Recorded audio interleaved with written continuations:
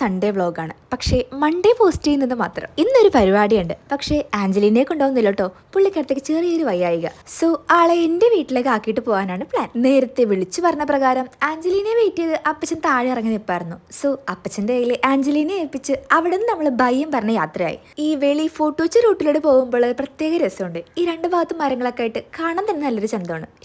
നമ്മൾ വിഷയത്തിൽ നിന്ന് തെന്നി മാറി. അപ്പം ഞാൻ പറഞ്ഞു വന്നത്, നമ്മളിപ്പോൾ നേരെ പോകുന്നത് ഫോട്ടോച്ചി ഫെറിയിലേക്കാണ്, റോറോ പിടിക്കാൻ വേണ്ടി. നമ്മുടെ ഫ്രണ്ട്സ് ഇവിടെ വെയിറ്റിംഗ് ആയിരുന്നു. സോ അധികം വൈകാതെ തന്നെ റോറോ വന്നു, നമ്മൾ റോറോക്കകത്ത് കയറി. അങ്ങനെ കായലിലൂടെയുള്ള അതിമനോഹരമായ റോറോ യാത്രയ്ക്ക് ശേഷം നമ്മൾ അക്കരയൊക്കെ കടന്നു. ഇനി നമ്മൾ നേരെ പോകാൻ പോകുന്നത് എവിടേക്കാണെന്ന് പറയാം. അതിനു മുന്നേ നമ്മുടെ ഫ്രണ്ട്സിനെ കാണണ്ടേ. ഇവരാണ് ആ പുള്ളികൾ.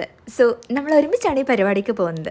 നല്ല മഴയും കൊണ്ട് ഒരു റെയിനി റൈഡ് പ്രതീക്ഷിച്ച് പോയ എനിക്ക് സൂര്യൻ നല്ല 8ന്റെ പണിയാ തന്നത്. അമ്മാതിരി ചൂടടിച്ച് ഗ്ലാസിന്റെ ചില്ല് പൊട്ടുന്നൊരു പേടിച്ചു പോയി. ഇപ്പോഴും ഞങ്ങൾ എങ്ങോട്ടാ പോകണമെന്ന് പറഞ്ഞില്ലല്ലേ.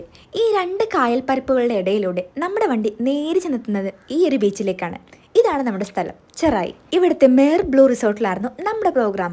ചെന്നപ്പോഴേക്കും കുറച്ച് വൈകിപ്പോയി. 12 മണിക്കായിരുന്നു പരിപാടി. നമ്മളെത്തിയപ്പോഴേക്കും 1:30 കഴിഞ്ഞു. Just miss.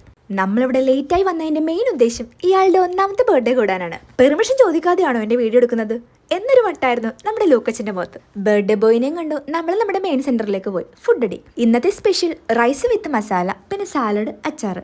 സോ നമ്മളെല്ലാവരും ഫുഡ് വാങ്ങി നമ്മുടേതായ ഇരിപ്പിടങ്ങളിൽ വന്നിരുന്നു. ഫുഡ് കയ്യെ കിട്ടിയോണ്ട് എല്ലാവരും ഇടം വളം നോക്കാതെ ഫുഡ് അടിയിലേക്ക് കടന്നു. പിന്നെ റൈസ് കഴിക്കുമ്പോൾ ചിക്കൻ കറി കിട്ടാനൊരു ഭാഗ്യം വേണം. അങ്ങനെ നമ്മുടെ ഫുഡ് അടിയും കഴിഞ്ഞ് കുറച്ചു നേരം റിസോർട്ടിന്റെ പ്രകൃതി രമണീയത ആസ്വദിച്ച് അവിടെ കാറ്റും കൊണ്ടിരുന്നു. അപ്പോഴേക്കും നമ്മുടെ ബർത്ത്ഡേ ബോയുടെ അമ്മയുടെയും സംഘത്തിന്റെയും നൃത്യങ്ങൾ അവിടെ ആരംഭിച്ചു.